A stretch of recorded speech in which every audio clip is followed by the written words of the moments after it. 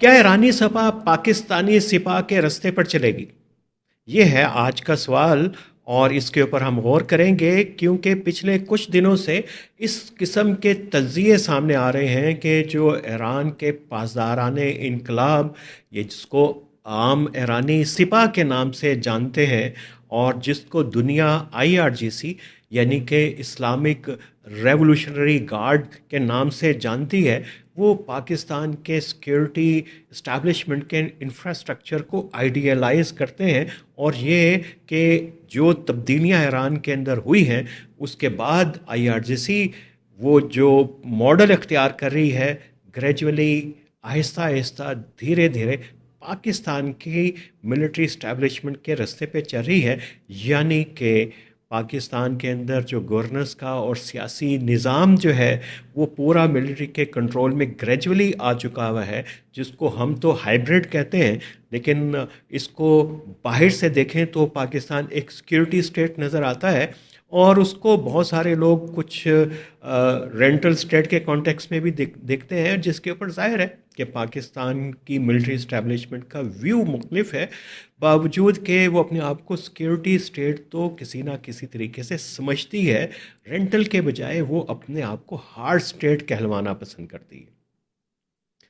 एक तरफ है पाकिस्तान की हार्ड स्टेट का पूरा और हार्डनिंग ऑफ द स्टेट का प्रोसेस पाकिस्तान में चल रहा है, और दूसरी तरफ पाकिस्तान के हमसाए में ईरान, वहाँ की जो मलेशिया है, और ये वो मलेशिया है जिसको फॉर्मल मिलिट्री का दर्जा हासिल नहीं था, बल्कि जो आईआरजीसी है ये इनकलाब की निगहबानी के लिए एक सिपा बनाई गई थी। लेकिन इसने आहिस्ता आहिस्ता जो फॉर्मल मिलिट्री स्ट्रक्चर है उसको टेक ओवर कर लिया, और जो फॉर्मल मिलिट्री स्ट्रक्चर है आर्टिश, वो अब डिसीजन मेकिंग के अंदर इतना पावरफुल नहीं रहा। दो ट्रांजिशन हुई जिसके ऊपर हम बात करेंगे। इससे पहले कि हम थोड़ा सा गहराई में जाएं कि ये जो आईआरजीसी पाकिस्तान की फ़ौज को और हमारे अस्करी इदारों को क्यों आइडियलाइज करने लगी है, तो थोड़ा सा हम जाएंगे कि ये आईआरजीसी इतनी पावरफुल हो कैसे गई। आईआरजीसी के मजबूत होने की एक बुनियादी वजह तो ये कि इसमें आयतुल्ला खामनाई का बुनियादी किरदार था, और किरदार दो तरीके से था। एक तो उन्होंने पूरा इसको इंफ्रास्ट्रक्चर को मजबूत किया और इसको पूरा एतमाद दिया, और ये जो पूरी जो असम्बली ऑफ एक्सपर्ट उसको इंग्लिश में कहें, या ये कि पूरी शुरा थी आयतुल्ला की, उसने पूरा एक इंफ्रास्ट्रक्चर खड़ा किया, और इसके ज़िम्मे वो काम थे जो कि एक रेगुलर कन्वेंशनल आर्मी नहीं कर सकती। और इसने अपने पर फैलाए और इसने आर्मी को भी अपने कंट्रोल में लेना शुरू किया। और अभी सूरत हाल ये है कि डिसीजन मेकिंग जो है वो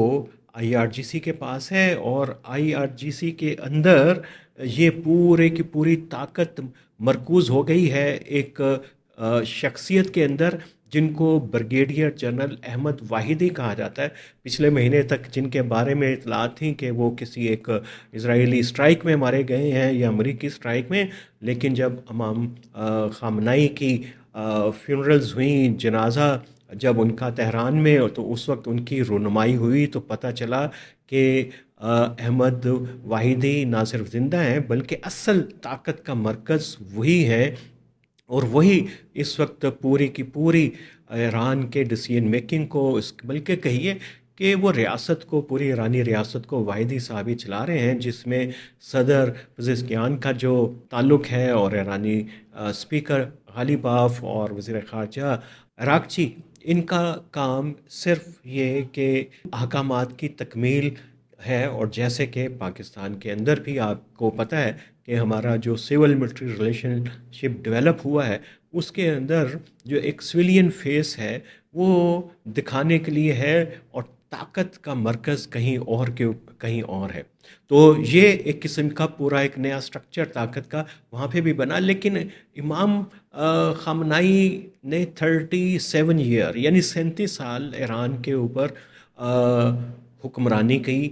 یہی کہا جائے گا کیونکہ وہ روحانی پیشوا تھے اور سارے معاملات تو انہی کی نگرانی میں، انہی کی مشاورت سے، انہی کی مرضی سے ہوتے تھے۔ تو بعض دفعہ جو طویل اقتدار ہے وہ آ، بہت سارے اداروں کو کمزور کر دیتا ہے، اور اس طویل اقتدار نے دو اداروں کو کمزور کیا۔ ایک تو آرتش یعنی ان کی فارمل ملٹری جو ہے اس کو کمزور کیا، اور کمزور اس لیے کیا کہ انہیں اعتماد نہیں تھا، باوجود کہ پوری یہ جو 79 کے انقلاب کے بعد امام خمینی اور ان کی پوری ایک رجیم سامنے آئی تھی، انہوں نے اپنے مخالفین کو چن چن کے مار دیا، جیلوں میں ہزاروں لوگوں کو، وہ بے شک مجاہدین خلق تھے، تودا پارٹی کے لوگ تھے، یا وہ پرو رشین تھے، جو بھی تھا ان سب کو انہوں نے ختم کیا۔ امام شریعتی کے ماننے والوں کے بھی بعد میں باری آئی، ان کو ختم کر دیا، لیکن پھر بھی اپنی فوج پہ اعتبار نہیں کیا، اور ایک ایسی پیراملٹری فورس بنائی کہ جس نے ان کی فوج کو بالکل کمزور کر دیا۔ دوسرا جو اس سے بھی بڑا جو نقصان ایران کے کانٹیکس کے اندر وہ یہ ہوا کہ جب ایک اقتدار طول کھینچتا ہے، اور یہ تاریخ بھی ہمیں بتاتی ہے، تو وہ اپنے ہی ادارے کو کمزور کرنا شروع کر دیتا ہے، اور 37 سال کے اندر کوئی ایسے آیت اللہ، کوئی ایسے مذہبی پیشوا ابھر کے سامنے نہیں آ سکے جو مقابلہ کر سکتے ہوں امام خامنائی کا، اور جو لوگ آتے رہے سامنے ان کو آئی آر جی سی اور خامنائی کی اور آیت اللہ کی شورا جو ہے وہ ان کو آہستہ آہستہ سائیڈ لائن کرتی گئی، وہ بے شک اکبر رفسنجانی ہوں، اور خود ان کے اپنے پروردہ احمدی نژاد جن کے اوپر آج کل یہ الزام ہے کہ وہ تو اسرائیل کے ایجنٹ ہیں، امریکہ کے ایجنٹ ہیں، اور وہ تو خفیہ طور پہ جا کے بداپست میں اسرائیلی ایجنٹوں سے جا کے ملتے تھے، تو یہ ان کو بھی جیسے ان کا قد کاٹ بڑھنا شروع ہوا ان کو بھی ہٹایا گیا، اور کوئی کسی ریفارمسٹ کو آنے کی اجازت نہیں دی گئی، تو انسٹیٹیوشن کمزور سے کمزور ہوتا چلا گیا۔ اور اب صورتحال یہ ہے کہ خامنائی صاحب کے جو صاحبزادے مشتبہ خامنائی ہیں، وہ بظاہر ابھی اسرائیلی جو رپورٹ ہے تھنک ٹینک سے، میڈیا تو کہہ رہا ہے کہ وہ زخمی ہیں، اور وہ صرف ان کا کام بھی ربڑ سٹمپ کا ہے بیسکلی، تو جنرل واحدی جو ہے وہی ساری چیزیں کر رہے ہیں، اور وہ اتنے کمزور ہیں، ان کی جو رابر شورا ہے اتنی کمزور ہو چکی ہوئی ہے کہ اب وہ مکمل طور کے اوپر آئی آر جی سی کے کنٹرول کے اندر آ گئی ہے۔ اور آئی آر جی سی کے ڈومیننٹ ہونے کا ایک مطلب یہ ہے کہ اب پورا پاور سٹرکچر چینج ہوگا۔ آئی آر جی سی جو ہے وہ اس طریقے سے انقلاب کی اور شیعہ انقلاب کی پاسدار نہیں رہے گی، بلکہ وہ ایک نئے ایرانی شیعہ کریکٹر کی کسٹوڈین اور اس کے انٹرسٹ کی فورس بن گئی ہے، اس کے دفاع کرنے والی، اس کی محافظ فورس بن کے ابھری ہے۔ اور یہ آپ کے لیے بڑا حیران کن ہوگا جب کہ امام خامنائی کی جو آخری رسومات شروع ہوئیں، اس میں نہ صرف انہوں نے مسلم ممالک کے وفود گئے، ہمارا پاکستان کا تو بڑے ترین وفود میں سے ایک وفد تھا، لیکن پاکستان کی یہ جو ہارڈ اسٹیٹ کے نمائندے، ہائیبریڈ رجیم کے نمائندے تو وہاں پہ تھے، لیکن پاکستان کا لیفٹ بھی موجود تھا، اور پاکستان کے لیفٹ کو ایران کے لیفٹ نے وہاں پہ بلایا اس قسم کی۔ تو یہ آپ کو عجیب سی بات لگے گی کہ مجاہدین خلق تو کہیں پس منظر میں ہے، تودا پارٹی کب کی جو ہے وہ پس منظر میں ہے، کچھ بکھری ہوئی ہے، کچھ ادھر ہے کچھ ادھر ہے، تو یہ کون ہے اس کو بلا رہے ہیں؟ یہ انڈیکیشن ہے کہ یہ جو آئی آر جی سی کی ایک نئی رجیم ہے وہ اپنے آپ کو تھوڑا سا لبرلائز کر رہی ہے، اور وہ اپنے امیج کو لیفٹ کے ساتھ نئے الائنس کو کر رہی ہے، اور لیفٹ یہ بھول گیا ہے کہ اسی رجیم نے ان کے ساتھ کیا کیا تھا، ان کو جیلوں میں ان کے قتل عام اسی رجیم نے کیے تھے، لیکن انہوں نے ابھی اپنی آؤٹ لک کو چینج کیا ہے، اور اپنا سوشل کنڈکٹ بھی تھوڑا سا تبدیل کر رہے ہیں، اور اس قسم کی اطلاعات آنا شروع ہو گئی ہیں کہ ابھی الکوہل کے معاملے میں، خواتین کے پردے کے معاملے میں آئی آر جی سی اس قسم کا کوڈ نافذ نہیں کرے گی جیسے کہ آیت اللہ کی جو ہے وہ شورا کرتی تھی، اور کیونکہ وہ رہے گی تو صحیح، لیکن وہ اتنی طاقتور نہیں رہی کہ اب جو ہے وہ بسیج، وہ ان کی مقامی پولیس ہے انٹرنل سیکیورٹی کو دیکھنے والی، اس کو حکم دے سکے۔ تو آر جی سی کے پاس وہ بھی چلا گیا۔ لیکن اس تھوڑی سی سوشل ٹرانسفارمیشن کہیں یا آزادی کہیں، جو بھی آپ کہیں، اس کا مطلب یہ نہیں ہے کہ یہ پوری رجیم جو ہے وہ اپنا کریکٹر چینج کرنے والی ہے۔ یہ اتنی ہی ریپریسو، ظالم اور جابر رہے گی جتنی پہلے تھی۔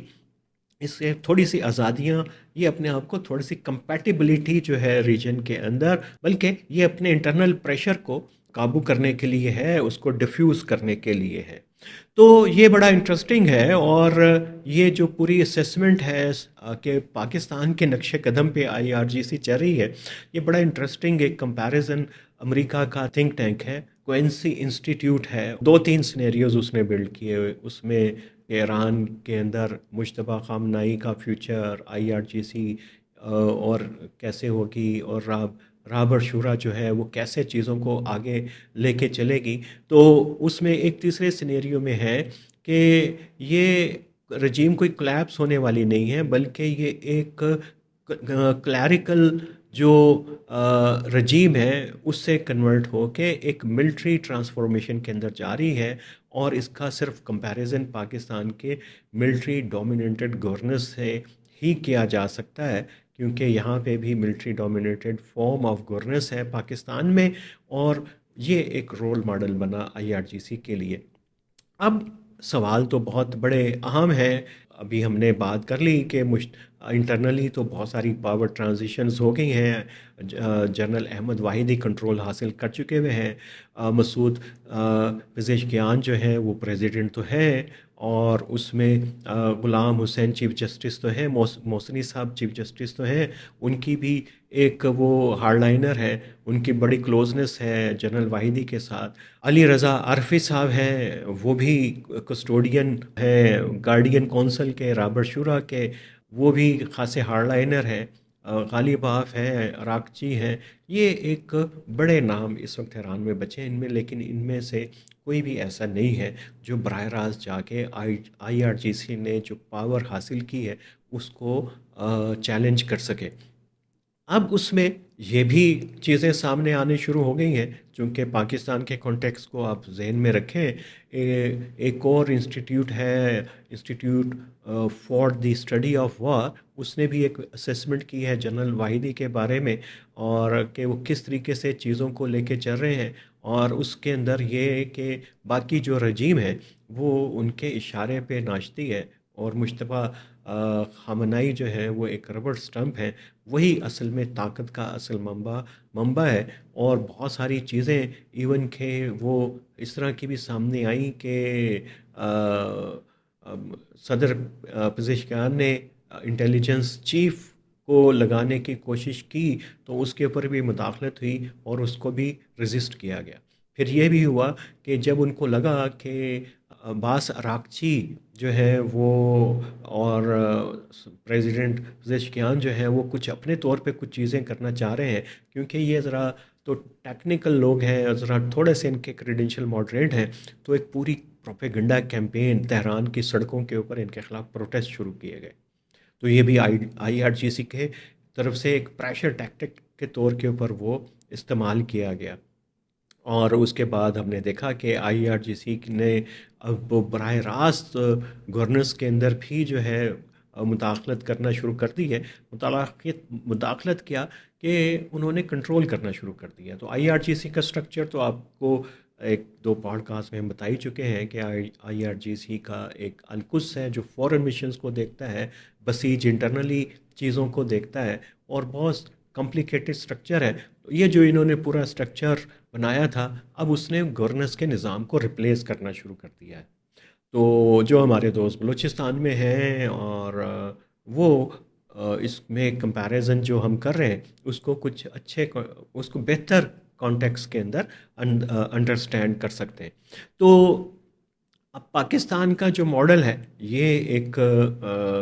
بڑا اہم ماڈل ہے کہ ہمارا سیکیورٹی ڈاکٹرین تو یہ ہے کہ ہم پوری ریاست انڈین سینٹرک ہے، اور اس کے اندر بھی ہم نظریاتی یہ ریاست اتنی نہیں ہے،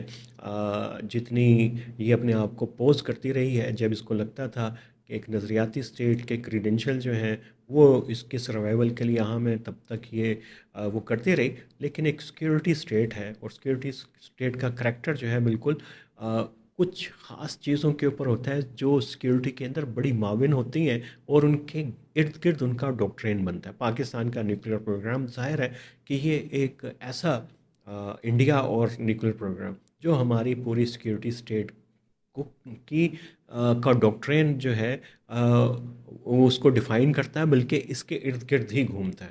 تو ایران کے اندر بھی یہی ہے، ان کا پوری ڈیفنس کیپیبلٹیز ہے، ڈیفنس، ڈرون، نیوکلیر، میری ٹائم ایگریشن اور ٹیررزم. اور انہوں نے ہرموز کو بڑا افیکٹولی یوز کیا، اور پاکستان کے پاس اس قسم کی لیوریج نہیں ہے. گوادر ہم اسی طریقے سے سوچتے ہیں اور دیکھتے ہیں،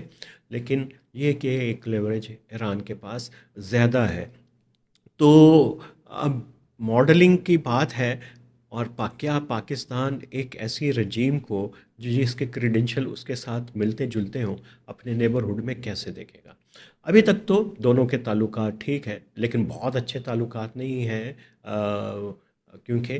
القدس نے جو حملے کیے تھے IRGC نے پاکستان کے اندر جنوری 2024 میں، وہ ایک بیٹر اور پاکستان کی میموریز کہ ابھی تک BLF اور BLA کے جو دہشت گرد ہیں وہ ایران کی سرزمین کو استعمال کر رہے ہیں، اور القدس ان کو مدد بھی فراہم کرتی ہے.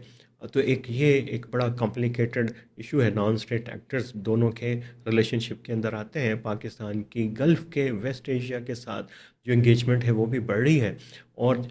مسئلہ یہ ہوتا ہے کہ جب دو ریاستیں ایک ہی کریڈینشل رکھتی ہوں، ایک ہی طرح کے مقاصد رکھتی ہوں، دیکھنے میں تو یہ آسان لگتا ہے کہ ان کا الائنس فطری طور پہ بنتا ہے، لیکن یہ الائنس بن نہیں پاتا، کیونکہ ان کی دونوں کی جو نیچر ہے وہ اپن کے انٹرسٹ کو اور ان کے رویے کو، بیہیویئر کو مسلسل بدلتی رہتی ہے اور ری ڈیفائن کرتی رہتی ہے. اور بہتر تعلقات کے لیے انہی کے ساتھ ہو سکتے ہیں جن کے ساتھ آپ کا ایک مکمل لانگ ٹرم پارٹنرشپ چل رہی ہو. تو وہ ایک اس کے اندر پرابلم ہے، اور یہ خاصا کمپلیکیٹڈ پرابلم ہے. تو پاکستان کی ایک آئیڈینٹیکل رجیم جو ہے وہ اب